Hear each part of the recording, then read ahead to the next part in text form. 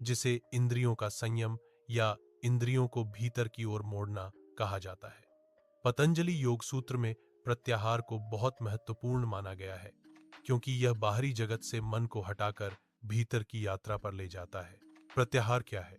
जब हमारी इंद्रियां आंख, कान, नाक, जीभ, त्वचा बाहरी विषयों की ओर भागना बंद कर दें और मन को भीतर की ओर मोड़ दें, तो इस अवस्था को प्रत्याहार कहते हैं।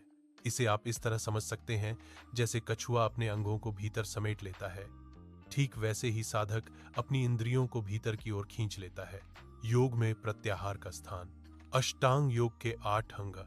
1 यम 2 नियम 3 आसन 4, प्राणायाम 5, प्रत्याहार 6, धारणा 7, ध्यान 8, समाधि। प्रत्याहार बाहरी अभ्यासों, आसन, प्राणायाम और भीतरी साधना, धारणा, ध्यान के बीच पुल का काम करता है। बिना प्रत्याहार के ध्यान गहरा नहीं होता। प्रत्याहार क्यों आवश्यक है? मन लगातार बाहरी चीजों में उलझा रहता है। इंद्रियां आकर्षण और विकर्षण में फंसी रहती हैं। बाहरी शोर, चमक, दमक, सुख, सुविधाएं मन को विचलित करती हैं। ध्यान किसी भी तरह टिकता नहीं।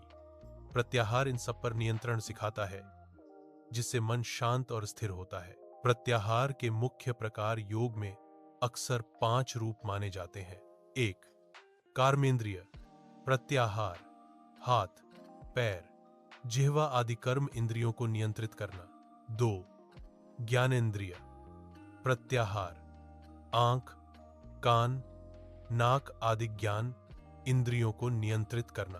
3 प्राण प्रत्याहार, प्राण को भीतर स्थिर करना। 4 मन प्रत्याहार, मन को विषयों से हटाकर भीतर लगाना। 5 बुद्धि प्रत्याहार, विवेक को जागृत करना। प्रत्याहार कैसे करें? सरल अभ्यास। 1 श्वास पर ध्यान, शांत बैठें, गहरी सांसें लें, पूरी एकाग्रता सिर्फ श्वास पर रखें। इंद्रियां धीरे धीरे शांत होने लगती हैं। 2 शरीर स्कैनिंग, टोज से लेकर सिर तक ध्यान ले जाएं। अनुभव करें कि शरीर ढीला और शांत है, इससे मन भीतर उतरने लगता है। 3 बाहरी आवाजों को देखने वाला बनना, आवाज आए तो उससे विचलित न हो, उसे देखने, सुनने वाला बनकर रहें, उससे जुड़े नहीं। यह प्रत्याहार का मूल रहस्य है। 4 दृश्य प्रत्याहार, आंखें बंद करें, मन में काला पर्दा या गहराई की छवि देखें, धीरे धीरे बाहरी छवियां गायब होने लगेंगी। 5 इंद्रियों को आदेश देना, हल्का सा संकल्प लें, मेरी आंखें शांत हैं, कान शांत हैं, मन भीतर स्थिर है। प्रत्याहार के लाभ। मानसिक लाभ, मन की चंचलता कम होती है, तनाव, चिंता, बेचैनी कम, याददाश्त और एकाग्रता बढ़ती है, भावनात्मक स्थिरता आती है।